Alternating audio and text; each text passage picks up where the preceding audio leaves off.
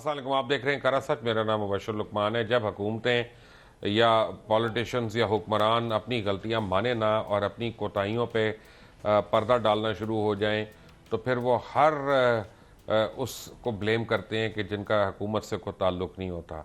National action plan एक ऐसी ही चीज़ है। नेशनल एक्शन प्लान पे अमल दरामद नहीं किया ना पिछली हुकूमत ने, ना उससे पिछली हुकूमत ने, और उसकी वजह से बड़े सीरियस रिपरकशंस होना शुरू हो गए। और अब जब पुलवामा अटैक हुआ तो उसके बाद जो इंडिया ने एक नैरेटिव बिल्डअप किया हुआ था, और बड़ी सक्सेसफुली इतने अरसे से बिल्डअप किया हुआ था पूरी दुनिया में, कि जी पाकिस्तान दहशतगर्दी को फ़रोग दे रहा है और अपनी सॉइल के ऊपर दे रहा है। हम जो मर्जी कहते रहे हैं, बाहर हमारी आवाज़ नहीं सुनी जा रही थी। वहाँ पे इंडियन गवर्नमेंट की और इंडियन नैरेटिव जो है उसकी आवाज़ सुनी जा रही थी। लेकिन हकीकत इस वक्त क्या है? हकीकत यह है कि एक शख्स है जिसने पाकिस्तान से जाके पाकिस्तान के खिलाफ ऐलान जंग कर दिया, फिर उसने अपने साथी भेजे और उसने पाकिस्तान का एक तैयारा भी अगवा कर लिया, फिर उसने एक पाकिस्तानी शहरी को उस तैयारे में कत्ल भी कर दिया, शहीद भी कर दिया। फिर उसने अफगानिस्तान और सीरिया के अंदर बैठ के कमांडोज की फौज तैयार की जो पाकिस्तान से मुकाबला करे, और फिर एक दिन वो पाकिस्तान आ गया। और फिर उसको सजा देने की बजाय ताज़ीरात पाकिस्तान के तहत उसको हमने जमहूरी तकाज़ों के तहत मौका दे दिया कि भाई तू इलेक्शन भी लड़, तू सीट भी जीत, तू पार्लियामेंट में भी आ, तू सब कुछ कर इस मुल्क के साथ जो तू पहले दहशतगर्द की हैसियत से नहीं कर सका। लेकिन एक सो कॉल्ड करदम जमात को जब हम उसके बरक्स बंद करते हैं तो हम तकरीबन कोई 120 डिस्पेंसरीज, हम तकरीबन कोई बड़े 18-20 अस्पताल, हम तकरीबन कोई 150 करीब मदारिस, 2 कॉलेजेस, पता नहीं कितने स्कूल, इन सबको हम बंद करते हैं। और सडनली पंजाब हुकूमत को वफाकी हुकूमत से कहना पड़ जाता है कि हमें 1 साल के लिए 1 अरब का खर्चा तो दे दें प्लीज़, हम इनको नहीं चला सकते। सवाल ये पैदा होता है कि उस दीनी जमात ने या दीनी तंजीम ने भी कभी किसी से पैसे नहीं मांगे, कभी वफाकी हुकूमत से पैसे नहीं मांगे, कभी सूबाई हुकूमत से पैसे नहीं मांगे। उन्होंने नेशनल एक्सचेकर पे कभी बोझ नहीं बने, कभी चोरी नहीं की, उनके पास कोई करप्शन का केस नहीं है, कोई चोरी का केस नहीं, कोई मनी लॉन्ड्रिंग का केस नहीं है। उनकी ना लंदन में जायदादें हैं, ना उनके स्विट्स अकाउंट्स हैं, ना उनके दुबई में टावर्स हैं, ये कुछ भी नहीं है उनके पास। लोग उनको एतबार करते हैं, लोग उनको सदके देते हैं, चंदा देते हैं, खैरात देते हैं, और वो उससे चला रहे हैं। हम अपना क्योंकि नेशनल एक्शन प्लान पे हमने अमल नहीं किया था, तो हम अपनी गलतियों पे पर्दा डालते हुए हम दूसरों को ब्लेम करते हैं। क्या पाकिस्तान इसी तरह चल रहा है? मेरे साथ मौजूद है जनाब उस्मान डार साहब, पाकिस्तान तहरीक इंसाफ से इनका ताल्लुक है। जनाब मोहसिन बेग हमारे दोस्त हैं, सीनियर तजियाकार हैं, रोजनामा जिना के रोए रवा हैं और ऑनलाइन पब्लिकेशंस के, ऑनलाइन न्यूज़ एजेंसी के। और मलिक मोहम्मद अहमद हैं, मेरे दोस्त हैं और मुस्लिम लीग नून से इनका ताल्लुक है। और क्योंकि ये मेरे स्कूल से भी हैं तो मैं इनसे ज़रा लिबर्टीज़ भी ले जाता हूँ। आप सबका बहुत बहुत शुक्रिया।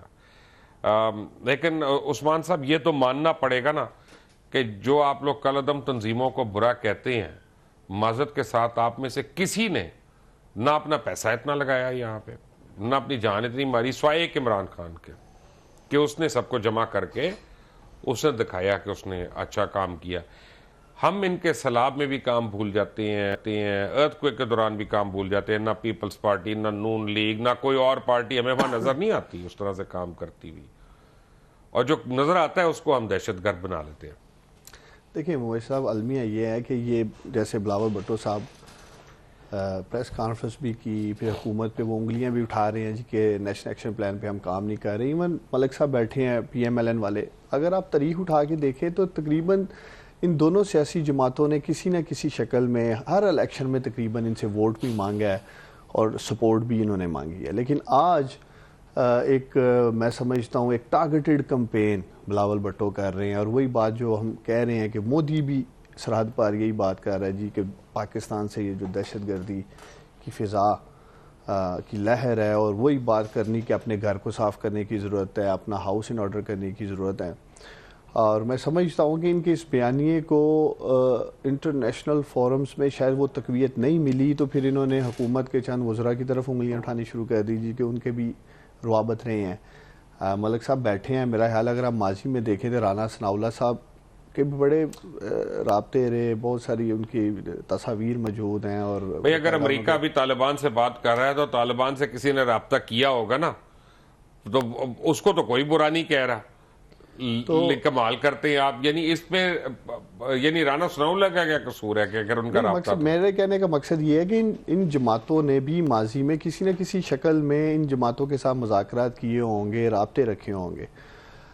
अल्हम्दुलिल्लाह जी हमारी हुकूमत की नीयत साफ़ है, हम कमिटेड हैं। नेशनल एक्शन प्लान के ऊपर हम सब ने मिलकर काम करना है। ये कोई एक फेडरल गवर्नमेंट की जिम्मेदारी नहीं है, इसमें तमाम सूबाई हुकूमतें भी स्टेक होल्डर हैं माशाल्लाह, लॉ इन्फोर्समेंट एजेंसीज और जो हुकूमत में नहीं है वो भी स्टेक होल्डर है ना, तमाम की मैं बात कर रहा हूँ वैश साहब। तो इसमें मैं तो चाहूँगा कि ये लोग अपने फैसले पे नज़रसानी करें। जो हमारे अपोजिशन के दोस्त हैं, एक तरफ कहते हैं जी नेशनल एक्शन प्लान पे काम नहीं हो रहा, दूसरी तरफ उसी इजलास का ये बाइकआउट करते हैं, उसी इजलास में कहते हैं जी हम आएंगे नहीं। और ये दोहरा मेयार नहीं होना चाहिए। ये एक जो बयानियाँ हैं, एक तरफ कौम। मलिक साहब आपके हुकूमत के टाइम पे तो नेशनल एक्शन प्लान पे अमल हुआ नहीं, तो आप क्यों रोड़े अटका रहे हैं? कर लेना यार। नहीं देखिए वह सब बात बड़ी वाज़ेह है, और नेशनल एक्शन प्लान पे अमल दरामद तो बहुत ज़रूरी है, इस मुल्क की सलामती के लिए ज़रूरी है। उसके कोई अंदरूनी महरक़ात भी हैं, कोई बैरूनी भी हैं। मुझे पता है कि आपकी डिबेट का रुख जो है वो जिस तरफ भी रहेगा, लेकिन मुझे ये बात कहने में, मैं आपसे इंसिस्ट करके ये बात कहूँगा कि पोलराइजेशन के साथ नेशनल एक्शन प्लान पे अमल नहीं हो सकेगा। अगर उस्मान डार की कुछ से अपने वज़ीर आज़म के साथ हैं तो उसको समझाएं, और अगर अपनी पार्टी के अंदर ये वोकल बन सकते हैं तो फिर पोलराइजेशन का मतलब क्या, यानी वो के सोचें। पोलराइजेशन का क्या मतलब? जब आप एक इस तरह का काम देखिए, उसका मकसद ये है कि जब ये डॉक्यूमेंट बना था नेशनल एक्शन प्लान का, तो 20 के करीब पॉलिटिकल पार्टीज इसकी सिग्नेटरी थी, और पार्लियामेंट में जाने से पहले ऑल पार्टीज कॉन्फ्रेंस में 20 निकात पर एग्री किया गया था कि ये 20 निकात होंगे। अब उसमें कुछ हिस्से तो वो थे जो मिलिटरीली आपने डील करने थे, जो बहुत बेहतर अंदाज में डील किए गए, जिसमें ज़रबेज़ भी है, रद्दुल फसाद भी है, आबादकारी के मसाइल भी हैं, IDPs के इशूज़ भी हैं। वो तो फौज ने करना था, उन्होंने कर लिया अपने हिस्से का काम। मिलिटरीली आपने डील करना, वो मैं यही कर रहा हूँ ना जी। जो काम सिविल साइड पे था उसमें ग्रेजुअल चीज़ें थी, उसमें कुछ मामला ऐसे थे जिनका इमीडिएट रिजल्ट आपको नज़र नहीं आ सकता, वो आपने करना था, और फिर करने के साथ वक्त दरकार था।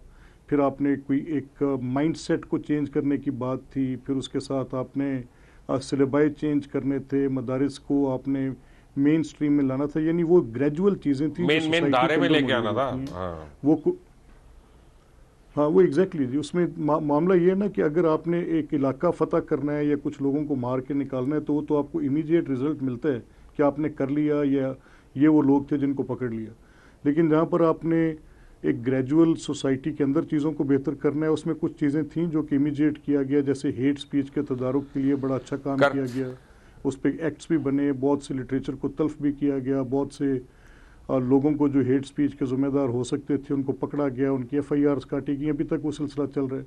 उसमें यह था कि जो अनवांटेड एलिमेंट्स हैं, जिन जैसे कोई रेंटेड प्रॉपर्टीज़ में आके लोग रह लेते थे, फिर वो किराएदारी के एक्ट बनाए गए।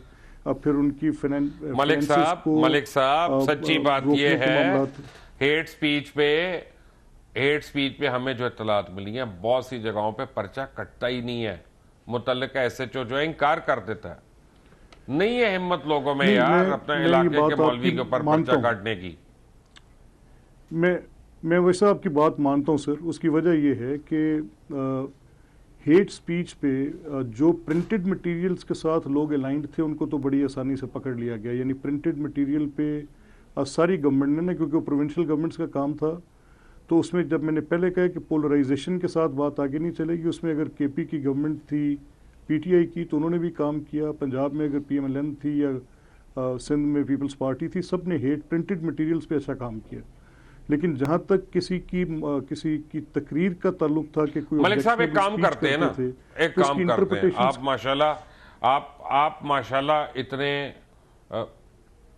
एक तो आप ऐसा तरीके से डील करते हैं, आप वकील हैं माशाल्लाह, बड़े फाजिल वकील हैं, अपने इलाके के आप बड़े एक नोटेबल लोगों में से आपका शुमार होता है।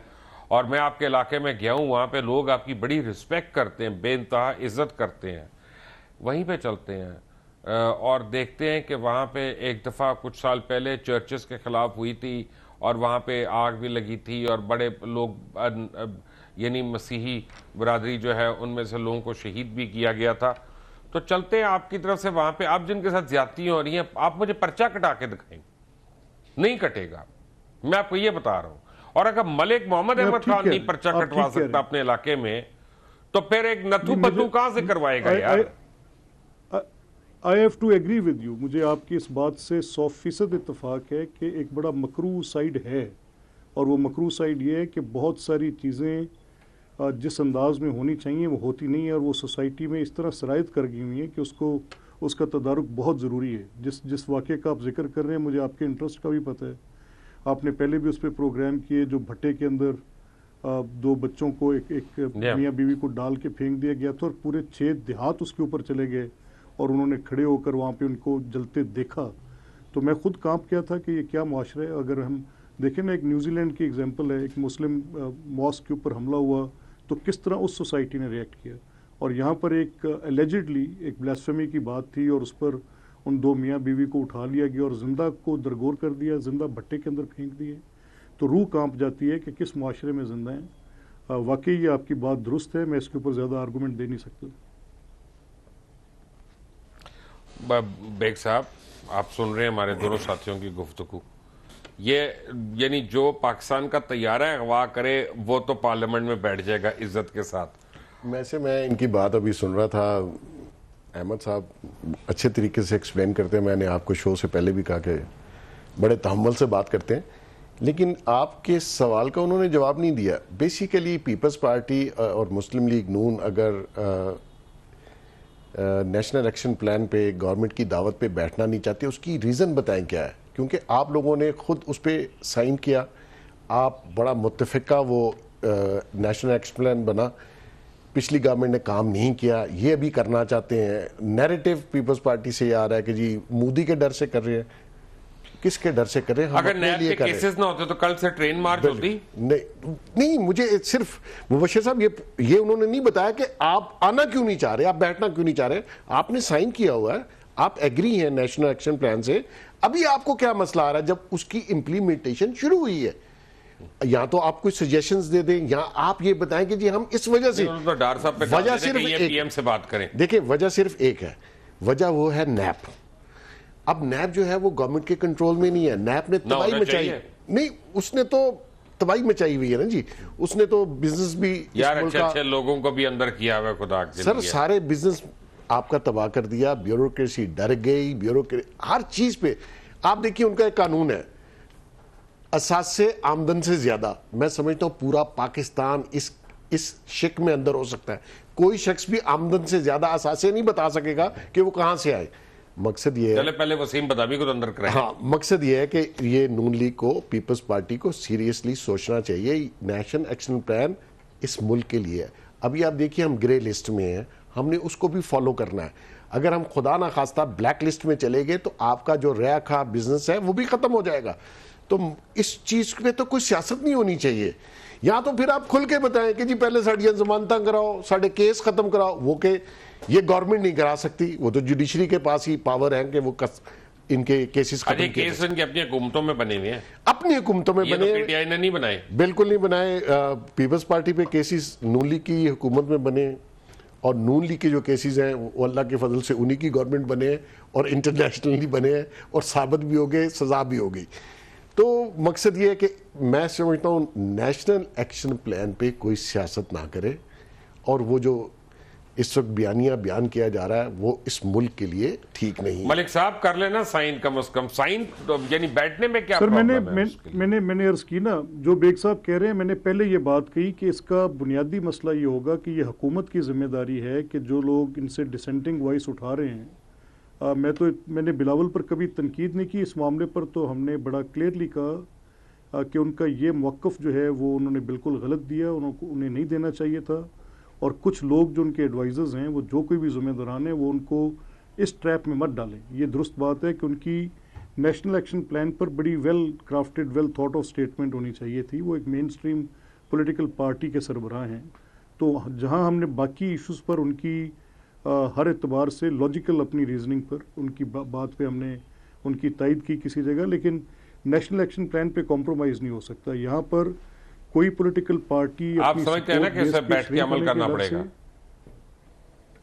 नहीं, देखिए इसमें गवर्नमेंट की जिम्मेदारी बिल्कुल करना पड़ेगा मोहित साहब, और गवर्नमेंट की जिम्मेदारी ये है कि नहीं, जब साइन किए तो उस वक्त तो तहरीक इंसाफ अपोजिशन में गवर्नमेंट की थी, जिम्मेदारी है कि उसको वो टेबल भी पर तो आए लेकर ना। आए। इस वक्त गवर्नमेंट की क्या जिम्मेदारी है? धरना छोड़ के या तो गए। उनको अपने गवर्नमेंट की जिम्मेदारी नहीं, है, बिल्कुल बशीर साहब के हुकूमत इनके की केसेस जिम्मेदारी खत्म है हो सर, जाएं। किसकी? और आज नैब में हुकूमत इनके की। केसेस खत्म हो जाए, मियां साहब को हुकूमत जमानत मिल जाए, वो अगर लंदन इलाज बात के लिए करने से चले पहले जाएं, ये 10 नेशनल गालियां आप एक्शन सुन प्लान रहे के हैं डॉक्टर तो साहब कौन क्या ऐसे कह लोगों रहे के हैं? साथ मलिक साहब, डार उनको साहब ने हमारे बड़ा रवैये भी लीथल ठीक आप लगे। पे वार किया, वैसे सुन ले, ये डार साहब ने बड़ा कह लीथल रहे वार डार किया साहब? जी। देखिए मल साहब, मैं कह रहा हूँ अगर आपको जमानत मिल जाए, आपकी लीडरशिप मुल्क से बाहर चली जाए, लंदन में इलाज शुरू हो जाए, बिलावल भुट्टो साहब और बिलावल जरदारी साहब की जो नैब में पेशियां हो रही हैं, मनी लॉन्ड्रिंग के जो चार्जेस हैं, वो सब खत्म हो जाए तो इनको गवर्नमेंट का रवैया भी ठीक लगेगा, ये नेशनल एक्शन प्लान के लिए भी तैयार हो जाएंगे। ये सारा जो बिल्डअप नहीं, मुझे इससे मुझे अपना उस्मान, मुझे ये पता है कि जमानत आप दे नहीं सकते, सुप्रीम कोर्ट ने देनी है, मुझे आपसे बात करने की भी सिलसिले में मेरा ख्याल गुंजाइश नहीं होनी चाहिए, और मेरा लेकिन ये आपको इशू भी माशाल्लाह नहीं है, ECL जमानत से हो ना कटेगा हो, ना। मेरी सुन ले बात ना।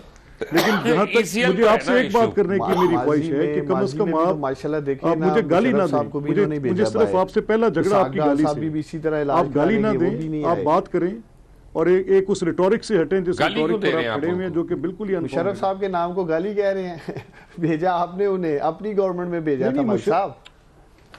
नहीं मुझे तारीख चले, में आपकी उस्मान अब तलखियां आपको क्या जरूर कहूं मैं मौजूद यार? हैं, लेकिन आज आप इतना ही उनको कह फेस सकते, कर रहे हैं। इतना ही कह सकता था जितना कह दिए। अब उस्मान साहब, आपके हल्के में एक अस्पताल है, बड़ा अच्छा अस्पताल था, उसके ऊपर सडनली एक दिन ख्वाजा सफदर का नाम लिखा हुआ आ गया, पता नहीं क्यों लेकिन आ गया। क्या उस अस्पताल में इलाज हो सकता है मियां साहब का?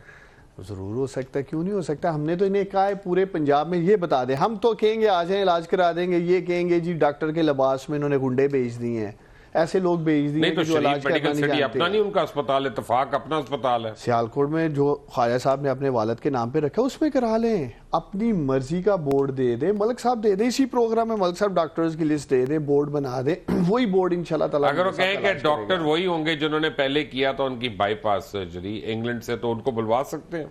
जरूर, जो भी तरीकेकार है बुला लेंगे, हम तो कह रहे हैं उनको बुलवा लें, लेकिन बार बार ये जो इन्होंने जिद कर रखी, देखिए इनके लॉयर ने एक बड़ी शॉकिंग बात की थी सुप्रीम कोर्ट में, कहते हैं जी मियां साहब ने आज तक पाकिस्तान में इलाज नहीं यानी कराया। मलिक साहब, मुझे ये आज लग तक रहा पाकिस्तान में है, इलाज नहीं मुझे हुआ। ये लग रहा है कि यानी अभी हमें ये बताया जा रहा है, जो कि अस्करी ज़राए से भी पता चला, वज़ीर आज़म ने भी कह दिया, फॉरेन मिनिस्टर ने भी खदशे का इजहार किया कि हिंदुस्तान के और पाकिस्तान के लड़ाई के ख़तरात पूरी तरह टले नहीं हैं, लेकिन ऐसे में भी हमारे लिए इश्यूज़ जो हैं वो शख्सी इश्यूज़ हैं, और हमारा मुल्क का जो दारोमदार जिन चीज़ों पे है वो ज़रा पसे पुश्त है।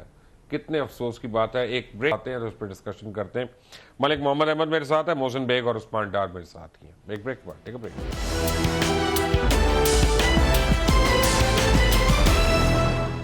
Welcome back from the break. और ब्रेक पे मुझे ये पता चला कि चाइना ने $2.1 billion State Bank of Pakistan के हवाले कर दिए हैं। लेकिन जो सबसे इंपॉर्टेंट बात बहुत पहले हमने खरा सच में की थी, आज वज़ीर आज़म पाकिस्तान ने कर दी कि एशिया के सबसे बड़े इंशाल्लाह ज़खायर जो हैं तेल के और गैस के, वो ऑफ शोर अब पाकिस्तान को उम्मीद है कि वो हमें अब मिल ही गए हैं तकरीबन। और अगर तो ऐसा हो गया बेग साहब, फिर तो ये अपोजिशन रोएगी, बिल्कुल रोएगी। देखें जी, इस मुल्क के हालात कभी तो बेहतर होने हैं, और जहाँ तक ये एक्सॉन का एक्सपेरिमेंट और जो इन्होंने डिस्कवरी करनी है, ये ऑयल रिजर्व्स और ये डिपॉजिट्स गैस के मौजूद थे। ये मुशर्रफ साहब के दौर में भी इसको लॉन्च करना था, लेकिन सर क्रीक का मसला आ गया तो ये डिले हुआ। तो मेरे ख्याल में अब इमरान खान साहब की नसीब की बात है ना, नसीब की बात है, लेकिन मुल्क के लिए बहुत फायदेमंद होगा और बड़ी क्रिटिकल टाइमिंग है ये। हमारे पास देखिए मुबशिर साहब, इस वक्त मुल्क को सरवाइव करना है, हमारे पास कोई आपको पता है कि इंडिया आपसे कॉन्फ्लिक्ट इसलिए चाहता है, खासतौर नेवल, इस वक्त यहाँ पे ड्रिलिंग ना हो सके। अगर एक बार ही कॉन्फ्लिक्ट हो गया, वहां पे ठाठू होगी, तो कम से कम 3-4 साल वो कंपनियां नहीं आएंगी। मेरे ख्याल में इंशाल्लाह अब इंडिया के साथ वो ठाठू वाला मसला नहीं होगा, क्योंकि दे रियलाइज और एस्केलेशन वो भी नहीं चाहते, उनका ज़्यादा नुकसान है बजाय इसके कि हमारा हो। तो मेरे ख्याल में अब वो इशू नहीं रहा, और ये इशू जिस तरीके से और जितनी जल्दी ख़त्म हुआ 3 दिनों में, ये भी एक अपनी एक मिसाल है इंटरनेशनल लेवल पे देखा जाए। 2 न्यूक्लियर पावर जो थी वो आमने सामने थी और 3 दिन में आपका इशू खत्म हो गया। उनका 22 साल प्रोपेगेंडा जो है वो 3 दिन में खत्म हो गया ना। 2 जहाज, 2 हेलीकॉप्टर और मुंह की खानी और देखिए जी, मिलिट्री टारगेट्स को टारगेट करा लेना। मोदी साहब ने जो भी प्लान किया था अपने इलेक्शन के लिए, अभी उन्होंने 40% सीट अपने कोल्यूशन पार्टनर से शेयर कर ली है, पहले नहीं दे रहे थे, क्योंकि अभी उनकी जो पोजीशन है वो ये चाहते हैं कि मैं कोल्यूशन पार्टनर्स को 40% सीट ऑफर कर दी है और वो सिर्फ इलेक्शन जीतना चाहते हैं, चाहे मेजॉरिटी थी नहीं क्यों ना हो। मकसद ये है कि अगर ये हमारे ऑयल डिपॉजिट्स और गैस के ज़खायर मिलते हैं तो पाकिस्तान एक नए वलवले से नए तरीके से उभरेगा और इंशाल्लाह ताला इस मुल्क में हर चीज़ मौजूद है, टैलेंट मौजूद है, लेकिन हमारे वसाइल और जो पहले करप्शन रही और जिस तरीके से लीडरशिप का फुकदान रहा, इस मुल्क को लीडर नहीं मिला और उसी वजह से हम तरक्की नहीं कर पाए। अब उम्मीद है कि अगर लीडरशिप सही डायरेक्शन में काम करती है, अभी पीटीआई की गवर्नमेंट में भी कुछ इश्यूज हैं, न तजर्बाकारी है लोगों में, एक्सपीरियंस की कमी है, डायरेक्शन उस तरीके से और वाज़ा आपके नहीं हो डायरेक्शन लेस इंफॉर्मेशन मिनिस्टर भी हैं, नहीं, वो बहुत सारे हैं जी, टोटली अपना वो जो घूम रहे हैं हर जगह। लेकिन मसला यही है कि अगर खान साहब डिफेंड ना करना, डिफेंड नहीं करने दूंगा उसको मैं। खान साहब एक वाज़ा पॉलिसी लेके आ जाएं जिसकी ड्यूरेशन एटलीस्ट 3-4 साल हो और बिजनेसमैनों को एक कॉन्फिडेंस मिल जाए और बिजनेस एक्टिविटीज और मईशत चल पड़े, और अब तो मैं समझता हूं दिनों की confidence बात क्या होता है और मुझे बताएं। यानी मैं आपको चलें एक एग्जांपल देता हूं मादत के साथ, ये मैं जरा इनको नहीं बोलने दूंगा क्योंकि ये तो है ही पीटीआई के। 5 साल हुकूमत की पीटीआई ने केपीके में, जी। इमरान खान का एक प्लॉट, एक पंप, एक पेट्रोल पंप, एक होटल, एक परमिट कोई निकाल दे, इमरान खान के भांजों का निकाल दें, भांजियों का निकाल दें, बहनों का, बहनों किसी का निकाल दें।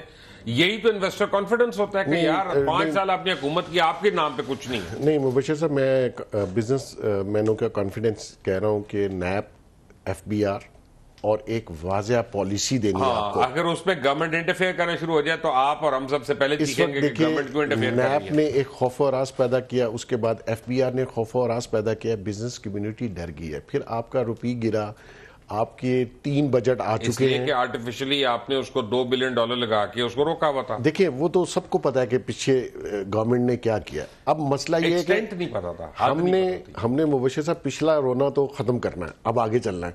आगे आपने बिजनेस कम्युनिटी को कॉन्फिडेंस दे के इस मईशत को दोबारा से चलाना है पता और नहीं आगे लेके जाना है। कैसे चलते का देखते हैं। अब मलिक साहब मुझे ये बताइएगा कि क्या ये ट्रेन मार्च है या मियां साहब की जो बेल एप्लीकेशन है आने वाले दिनों में, इन चीज़ों से कोई फर्क पड़ेगा अभी हमारी सियासी लैंडस्केप में? नहीं, देखें, ये तो वैसा बिल्कुल अगर बेग साहब नहीं मानते कि लीडरशिप जो है वो पहले नहीं थी, लेकिन इस मुल्क के करोड़ों लोग मानते हैं कि लीडरशिप पहले है। सिंध ने अपना मैंडेट अभी दिए, इससे बुरे हालात में इलेक्शंस नहीं हो सकते पीएमएलएन के लिए, जिसमें फिर भी 1 करोड़ 32 लाख के करीब वोट्स हैं। बहरहाल ये एक मुसलमा हकीकत है, तो उसको वो तो पीएमएल क्यों के सबसे ज्यादा पहले नहीं, PML Q as a party अपने आप को आगे कैरी नहीं कर सकी, ये एक अलहदा बहस है और उसके लिए काफ़ी वक्त दरकार है कि वो क्यों नहीं कर सकी। करती तो मुस्लिम लीग थी, वो भी ना कर सकी, तो क्यों नहीं कर सकी, इस पर काफ़ी वक्त लगेगा बात करने में। यहाँ जो मामला है कि मियां नवाज शरीफ की बेल अगर एक्सेप्ट होती है तो उसके भी असरात होंगे सियासी तौर पे, अगर उनकी ज़मानत मुस्तरद होती है तो उसके भी असरात होंगे। वो इनफैक्ट लैंडस्केप को शेप वही करेगा। अगर ये बेल पिटिशन उनकी वो क्या होगा जी? लेट्स से कि बेल रिजेक्ट होती फिर क्या होगा? देखिए, ऑब्वियसली ये कंसर्न है, मेरे लिए एक कंसर्न है, तो मैं एज अ पॉलिटिकल एक्टिविस्ट कैसे सोचूंगा। अगर उनको ज़मानत मिल जाती है तो मुझे ये अंदाज़ा होगा कि उनको ट्रीटमेंट उनकी पेशेंट की अपनी ख्वाहिश के मुताबिक मिल रही है। अगर नहीं मिलती तो जेल में मेरे लिए एज अ 89,000 जो मुजरिम जेलों में है उनको क्या अपनी चॉइस दी जाती है ट्रीटमेंट की? मैं समझता हूँ कि मियां नवाज शरीफ में और उन मुजरिमों में फ़र्क ये है कि ये तो किसी तसब्बुब की बुनियाद पर मुजरिम नहीं, है। आप समझ रहे हैं, बाकी मुजरिम हमारे लिए वो कोट लखपत के मकीन है। नहीं, ठीक, नहीं, ये ना कहें अपना डॉक्टर शाहिद मसूद को जिस तरह रखा हुआ था ना, वो भी हमें पता है। नहीं, मैंने तो डॉक्टर शाहिद मसूद पर भी जितनी शिद्दत से कहा कि गलत किया जा रहा है कि डिग्निटी ऑफ अ मैन, तो वश साहब बुनियाद है। अगर आप किसी Yeah. की डिग्निटी वायलेट कर देते हैं तो आपके पास कोई हक नहीं है कि अगली बात कर सकें।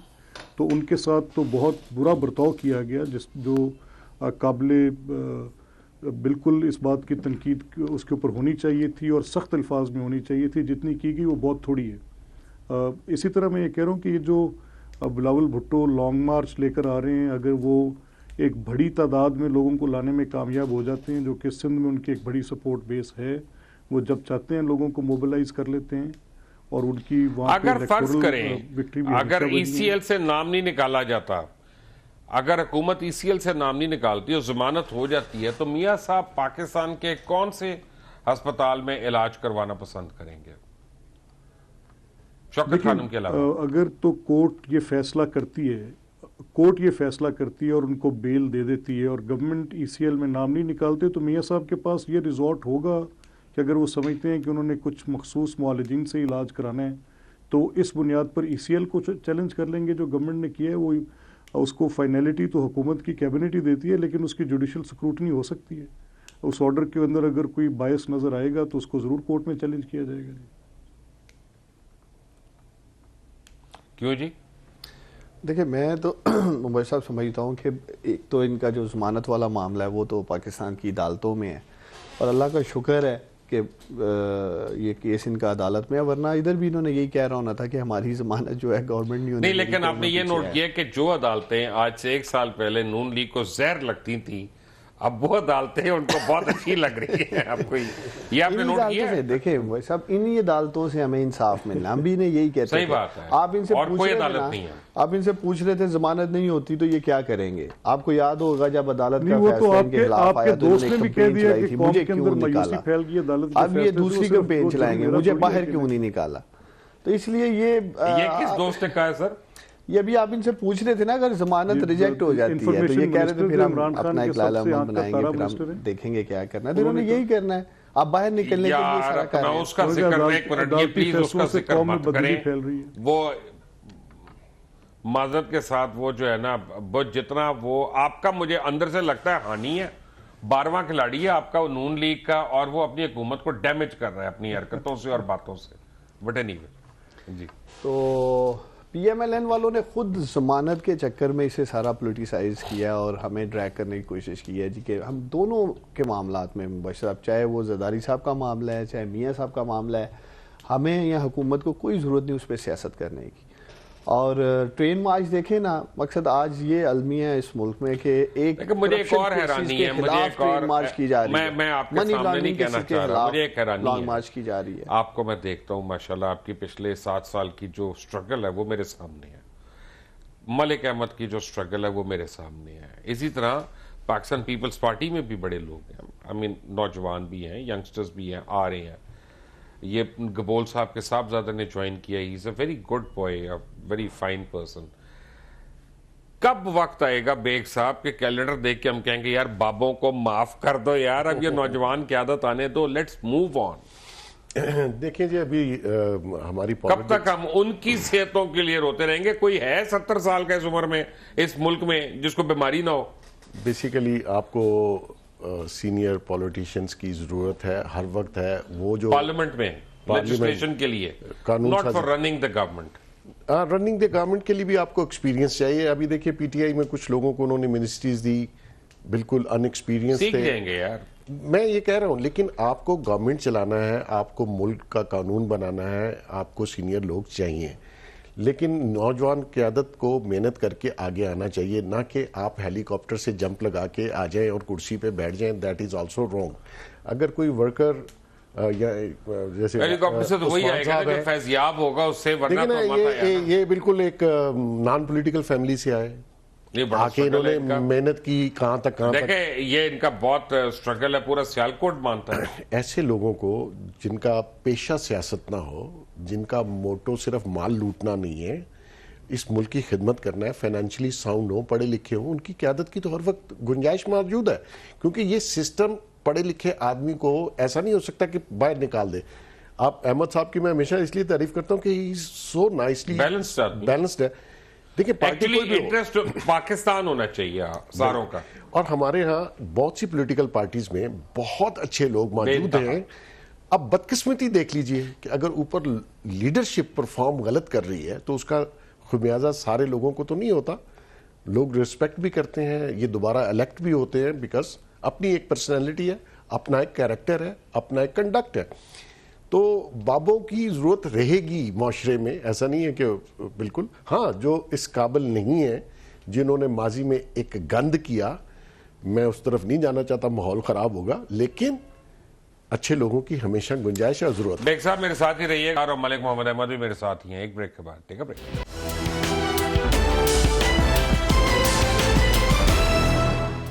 Welcome back. और उस्मान डार साहब, मैं तो सिर्फ ये दुआ कर रहा हूं कि इमरान खान का जो बयान है ना, ये ऑफशोर गैस और तेल निकलने का, ये यही रहे, वो चिन्योड़ में सोना निकलने की वारदात ना हो जाए, पीतल तांबा सोना। नहीं जी, अल्लाह करम करे मोदी साहब।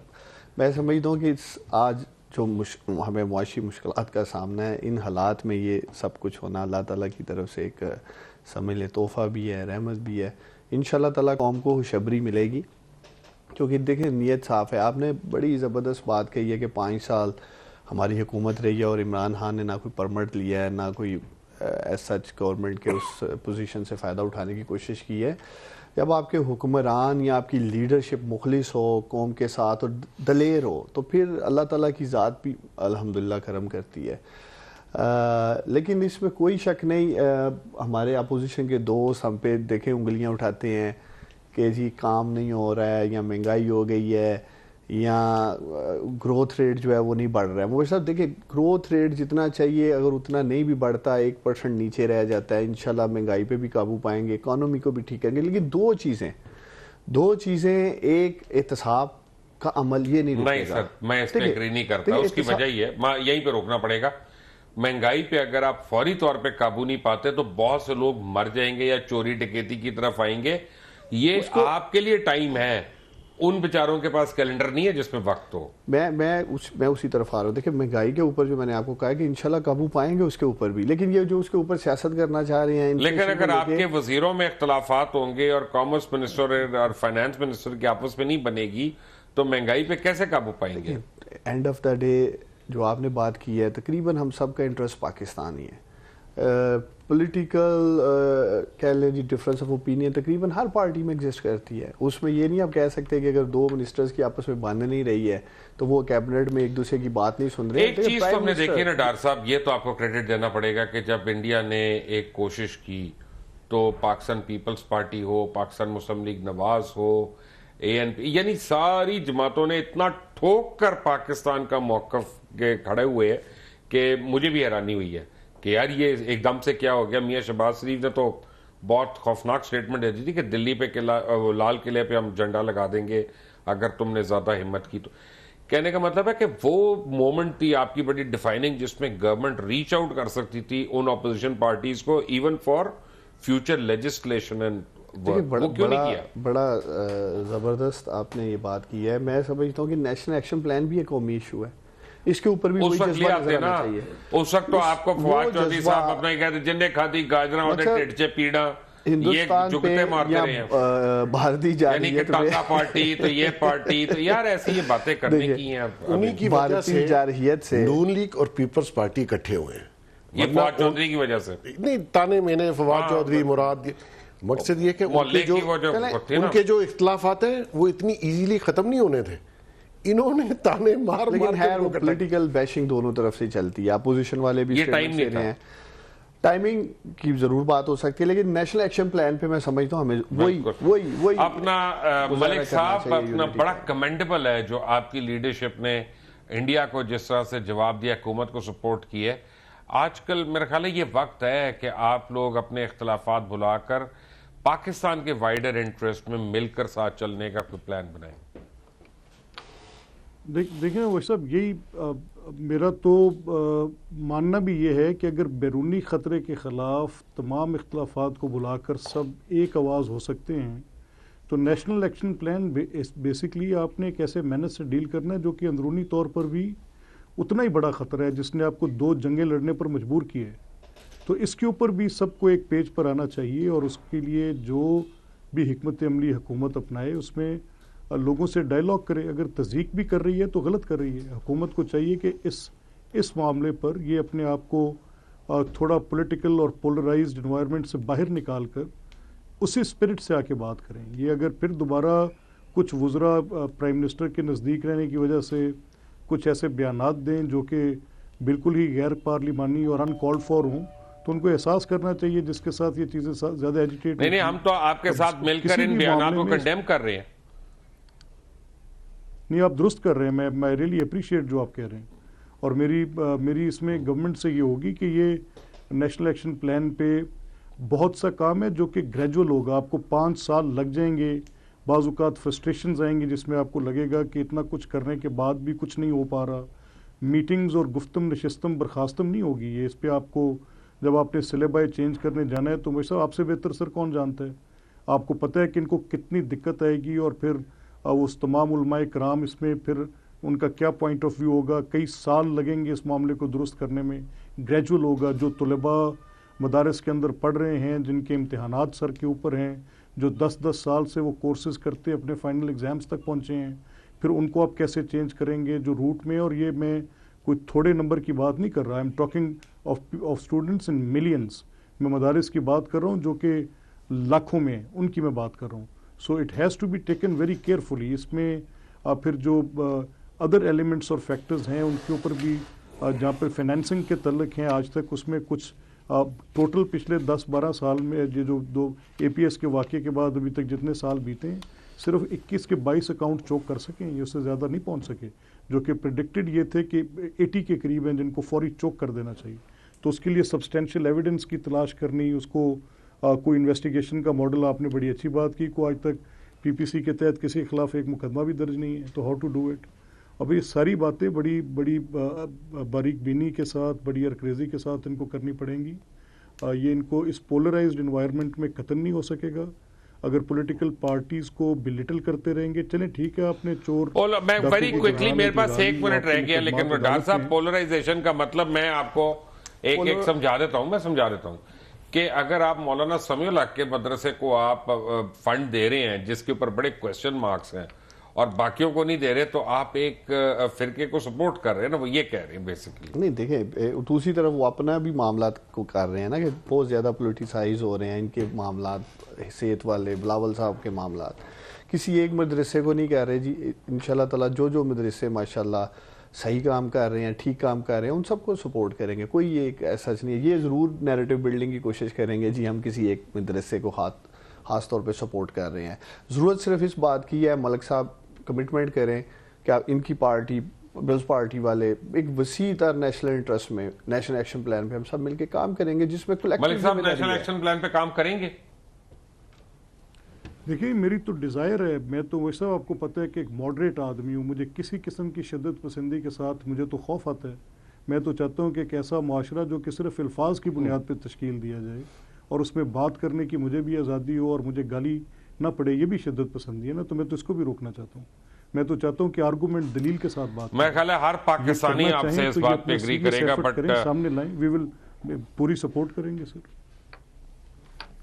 मलिक मोहम्मद अहमद आपका और मोहसिन बेग आपका, उस्मान बहुत बहुत शुक्रिया। जल्द मैं एक बात कहूँगा कि सारी पॉलिटिक्स अपनी तरफ, इंडिया के साथ जंग का खतरा अभी भी मंडला रहा है, क्योंकि इंडिया तिलमिला रहा है पूरी इंटरनेशनल कम्युनिटी में और बाहर की दुनिया में।